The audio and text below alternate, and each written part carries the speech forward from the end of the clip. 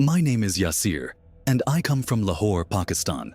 Back in 2004, my 3 friends, Ali, Imran, and Samir, and I decided to visit Las Vegas, Nevada for a short vacation. We had always heard so much about the city, its bright lights, bustling streets, and glamorous casinos. But for us, it wasn't about gambling or nightlife. We just wanted to see the famous city we had only watched in movies. We booked an Airbnb for the weekend, not far from the Strip, and landed in the city on a sunny Friday afternoon. Everything seemed perfect at first. The Airbnb was cozy, the streets were alive, and the people were friendly. On the first day, we roamed around, taking in the sights. We explored the iconic Bellagio, fountains, and the dazzling lights of Fremont Street. Everyone seemed welcoming, and we had a great time laughing, talking, and snapping photos to share with our families back home. On our second evening, after a long day of sightseeing, we decided to take it easy. Samir cooked some biryani in the Airbnb kitchen, and we all sat down to eat, reminiscing about our adventures so far. Around 9 p.m., we heard a loud knock on the door. I glanced at my friends. "Did anyone order something?" I asked. Everyone shook their heads. The knock came again, harder this time. Cautiously, I walked to the door and peeked through the peephole. A man in his 50s stood outside. He wore a dark jacket and had an intense look on his face.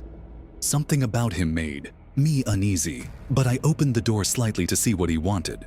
"Hey," he said in a gruff voice, looking past me into the room. "What are you all doing here?" I frowned. "We're just visiting. Is there a problem?" His face twisted into a sneer. "I saw you people earlier. You're Muslims, right? Terrorists." I froze. "Excuse me?" I said, my voice shaky. My friends, sensing the tension, came to the door. "Don't play dumb," the man spat. "You're all the same. You come here and act all innocent, but you're up to no good. I won't let you ruin this place." His words were laced with hatred, and my heart began to race. "We're tourists," I said firmly. "We're just here for a short trip. Please leave." But he didn't. Instead, he reached into his jacket and pulled out a small knife. "I don't trust you," he growled. "You don't belong here." We quickly shut the door and locked it. Inside, we were all panicked. "Should we call the police?" Samir asked. I nodded, and Ali grabbed the phone to dial 911.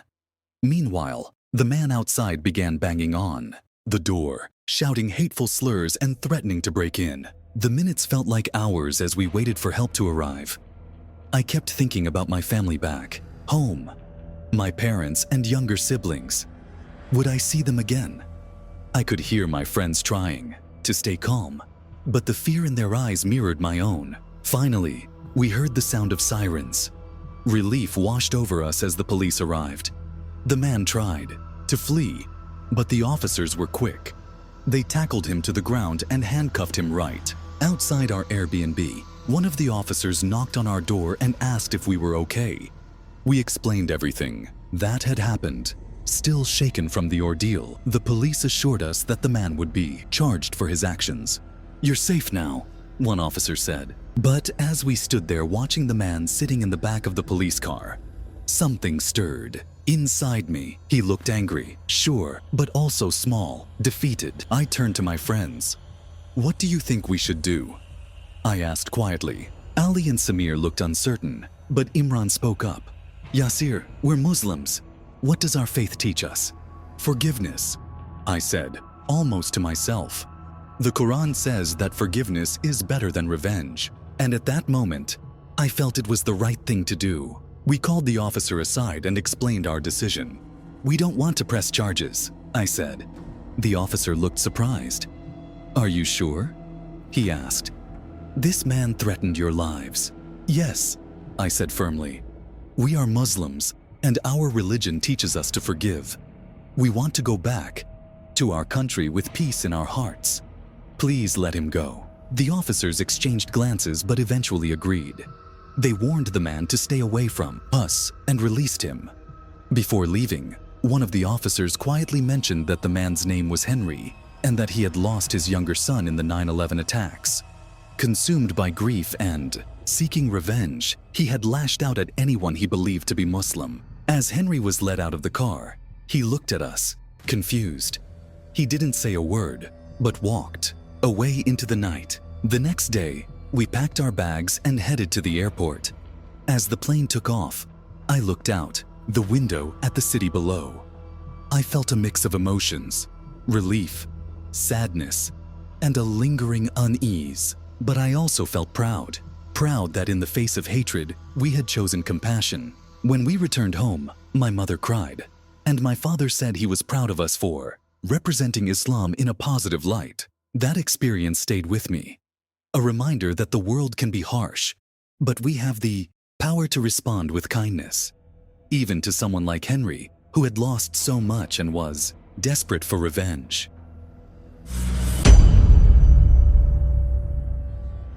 I had always wanted to visit Seattle. The city's mix of nature and urban life fascinated me, and I couldn't wait to explore Pike Place Market, see the Space Needle, and sip coffee at the original Starbucks. My boyfriend Jake and I decided to stay for a week, so we booked a charming Airbnb that was described as a cozy basement apartment in a quiet neighborhood. The photos showed a cute living space, a small kitchen, and a bedroom with a soft-looking bed. The price was reasonable, and the host, Lisa, had several positive reviews praising her quick responses and helpfulness. We flew into Seattle on a Sunday afternoon. Rain drizzled from a gray sky, which felt very on-brand for the city. After grabbing our luggage, we rented a car and headed to the address Lisa had given us.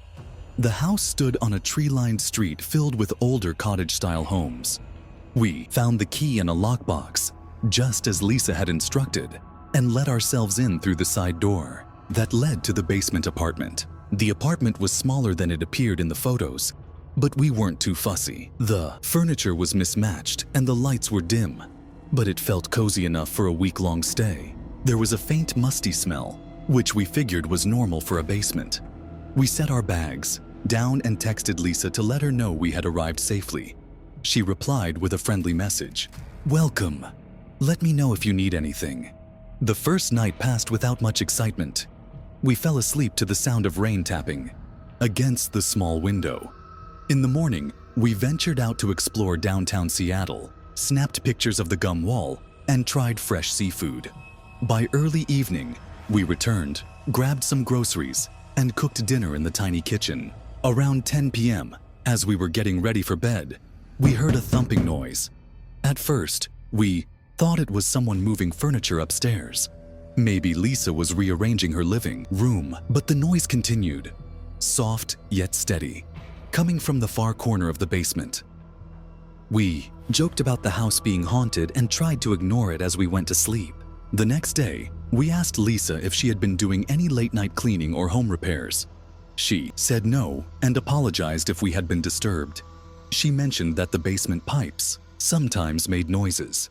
Satisfied with that explanation, we carried on with our day, visiting local museums and neighborhoods. But each night, the thumping returned. It wasn't loud, but it was persistent. Jake finally decided to investigate. He walked around the basement apartment, pressing his ear to the walls. The sound seemed to be coming from behind a locked door near the laundry area. We assumed it was a supply closet that only Lisa could access. The door had a padlock on it, which felt a bit extreme, but we didn't think much of it at first. On our third night, the thumping became more intense, almost like someone knocking. Jake tried calling Lisa, but she didn't pick up. We decided to message her, asking if there was any reason for the noises. No reply came that night. Unable to sleep, we stood near the locked door, listening. The hairs on my arms stood up when I heard what sounded like a faint cough. It was so unexpected that I gasped. Jake looked at me, his eyes wide. We both realized this didn't sound like pipes anymore. This sounded like a person. We backed away from the door, feeling a surge of panic. Who could be in there? And why? Could it be a homeless person who had broken in? A relative of Lisa who wasn't supposed to be there? Our minds raced with possibilities. Around 2 a.m., the noise stopped. We stayed huddled on the couch, too afraid to go to the bedroom in case the door opened. In the morning, we hastily packed our bags, deciding to leave. But curiosity got the best of Jake, and he said we should try to open the door. I disagreed, but he insisted on looking for any clue that might explain what was happening. We found a small metal toolbox in the laundry area. Inside was a hammer and a couple of screwdrivers. Jake managed to pry the padlock hinge loose with a screwdriver, and the lock eventually gave way. My heart pounded as he slowly pulled the door open. A rush of damp air hit us. The space behind the door was a dimly lit storage room with dusty shelves and old boxes. Huddled in a corner was a man, thin and pale, wearing tattered clothes. His eyes were wide, with fear or maybe desperation. My breath caught in my throat. This stranger was shaking and he looked terrified to see us. It was clear he hadn't had a proper meal or shower in a long time. Jake asked him who he was, but the man just mumbled, "I'm sorry. I'm not supposed to be here." We realized he might have been living in the basement, hidden away by Lisa. Or perhaps he had sneaked in without her knowledge. Either way, it was terrifying. We shut the door and retreated, unsure if he was dangerous or simply a victim of some horrible situation. Right then, Lisa started calling my phone. I answered, my heart racing. She frantically told us to stay out of the locked room and leave the apartment. She said something about it being a family matter and that she was on her way over. Her voice sounded distressed, but she wouldn't explain anything. Jake and I grabbed our suitcases and hurried out. We didn't want any confrontation. As we drove away, I saw a car speeding down the street toward the house. I assumed it was Lisa. I couldn't stop shaking, replaying the moment we saw that man curled up in the dark, locked behind a door. We reported everything to Airbnb right away. They apologized and helped us find a hotel for the remainder of our stay. They promised to investigate Lisa's listing and suspend it if necessary. Few days later, a customer service agent reached out to confirm they had removed Lisa from the platform.